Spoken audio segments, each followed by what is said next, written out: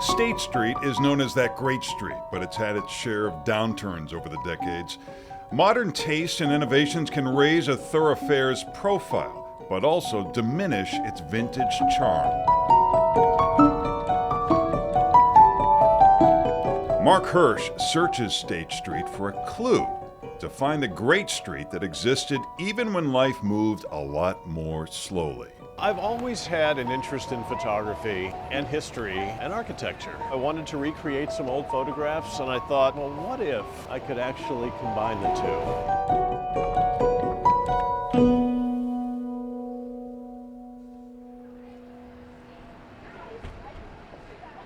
The picture actually has a title on it. This one was called State Street North from the Palmer House. So, okay, let's go to the Palmer House and let's see if we can find this exact shot.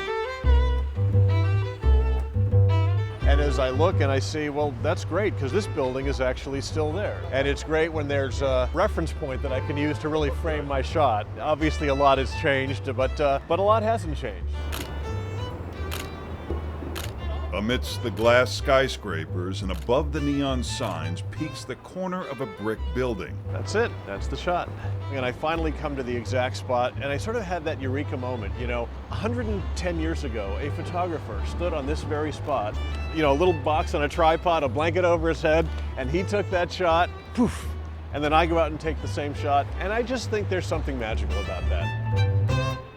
The magic starts with the shooting and evolves through the editing. So I've got all of my latest images. He blends two photos with the exact perspective. It's not a simple Photoshop. To blend a moment in time a century apart requires art and science. Architectural angles must line up to weave horse-drawn and horsepower. My ancestors came over from Eastern Europe, as many did. And just looking at old pictures that I have, actually some here, of the old the old country, and I just sort of became fascinated with imagery and the memories that it conjures up. I think it's that emotional connection that I have, that other people have too. I really try to give it that sense of realism that I think this really exemplifies it. So you've got a realistic transition of old and modern. The women with their parasols was a key component of this image that I wanted to save, but if I just chopped it down the middle, it would not be as interesting. Yeah, in some ways it's almost haunting, right? These people have come back to life almost. It is, and I just wonder, who were these people? What did they become? What is their story? I think a lot of people have told me, my grandmother used to be in that street. She used to go walking down State Street all the time, and I wonder if that's her in this picture.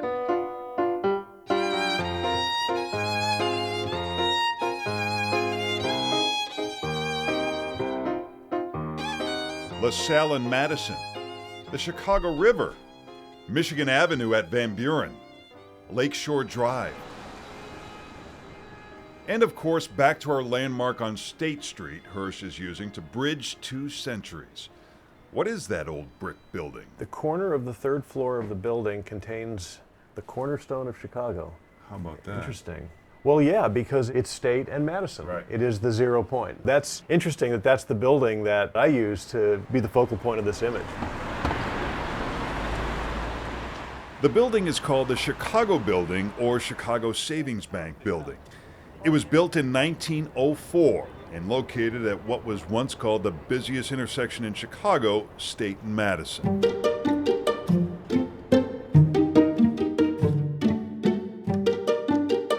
So I'm just going to take a good part of the image and then I will paste it on top. And now I just sort of have to position it so that everything lines up. And that's where it just gets really, really, really detailed and eventually get everything sort of a rough cut first. Chipping away at the old photo, right, so that I can reveal the new photo underneath. His time travel has taken him to Washington, Boston, New York, and several other cities, and of course at home in Chicago. I look at that and I think in some ways their lives were harder and in some ways their lives were simpler and perhaps more enjoyable, less hectic. Although I will say, a stroll down State Street in 1900, probably provides some of the same excitement as it does today. Yeah. They're shopping in different stores, but they're out for a nice stroll, and And who knows what store they're going into back then. His next project, resurrecting images from the Great Chicago Fire to give people perspective of what was lost and what was gained. The system in Chicago was designed, and Chicago really is today what it is almost because of the fire. But he doesn't have to just rely on photos. He's also using vintage paintings, like this shot of Boston Harbor looking towards Bunker Hill. What you won't find are Mark Hirsch t-shirts or calendars. I'd really like my work to sort of stand alone as art and not get too cluttered with some of the other things.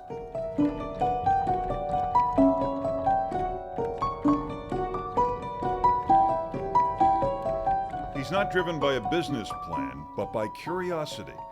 Through science and art, he brings the past and present together as if it's one singular moment in time. Once you find your passion at any age, you kind of know this is what I want to be doing now. I'd like to think that even in my middle age, I'm just getting started.